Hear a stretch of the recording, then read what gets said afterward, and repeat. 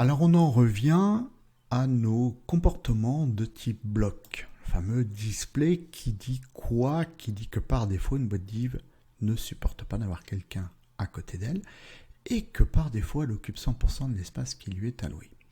Donc je vous parle de display. Alors ça se traduit comment ça? Si je vais donner des propriétés CSS aux boîtes div, que je vais chercher la propriété display, regardez, la première qui sort c'est bloc. Alors si je lui dis tu es de display bloc, CTRL S, qu'est-ce qui se passe? Rien. Non, c'est son comportement par défaut. Donc par défaut, la boîte div et ses dérivés qu'on verra plus tard sont de type bloc. Ok. Alors si je veux qu'ils soient l'un à côté de l'autre, je peux modifier ce display. Si je veux qu'ils soient l'un à côté de l'autre, je peux lui dire tu n'es pas de type bloc, tu es de type inline, en ligne. Ça veut dire que du coup tu vas accepter d'être l'un à côté de l'autre. On y va? Inline. CTRL S.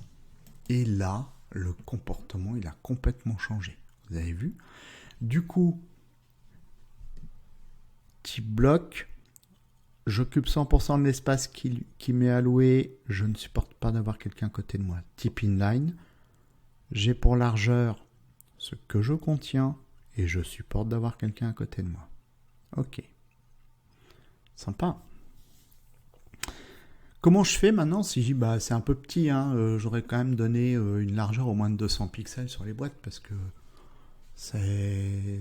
oui, j'aurais quand même un petit peu plus de place. Parce que si j'avais plein de texte dedans, se rappeler de ce que je viens de dire. Si j'ai plein de texte dedans, lui il est plus grand. Oui, parce que inline, j'ai dit quoi? Il a pour largeur ce qu'il contient. Donc plus je contiens plus je lui donne d'informations, plus lui il est large. Alors, en plus pour la gestion de la mise en page, c'est pas évident. Voilà. Ok, d'accord. Donc je reviens ici avec mon 2. Ok. Je veux gérer la largeur. Je veux que mes boîtes div fassent 200 pixels de large. La largeur width 200. Entrée. Je le vois, vous avez vu, abréviation émet, il me dit ça, si tu cliques sur entrée, tu auras width, la propriété 2 points, espace, c'est optionnel, la valeur 200 px, point virgule. Ok. CTRL S. Qu'est-ce qui se passe? Ça marche pas? Pourtant, j'avais dit que la largeur de la boîte, c'était width. Ça marche pas? Eh ben ouais, encore. Alors, c'est pareil,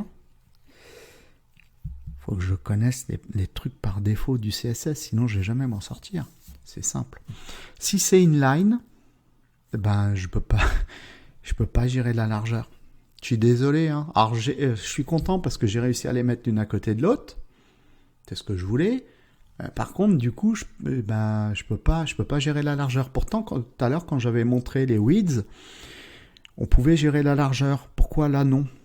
Parce que tout à l'heure, on était par défaut, on a un display block. Display block, je peux gérer la largeur. Display inline, je peux pas. Je le prouve, Je prouve ce que je dis. Je l'ai montré tout à l'heure, mais je vais le remontrer. Je dis display block, le comportement par défaut, elles font 200 px. Mais par contre, la conséquence, elles sont pas l'une à côté de l'autre, mais l'une en dessous de l'autre. Et oui, elles ne se supportent pas, c'est le display block. Alors si je veux lier les deux, si je veux qu'elles fassent 200 px de large et qu'elles soient l'une à côté de l'autre,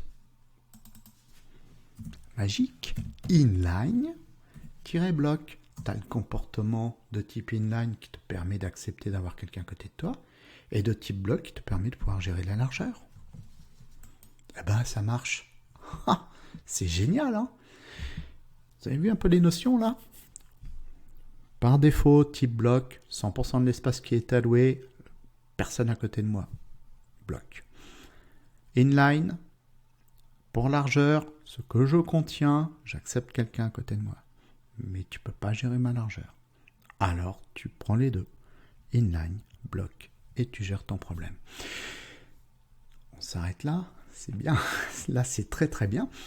Et puis on continue encore dans nos connaissances à la vidéo suivante.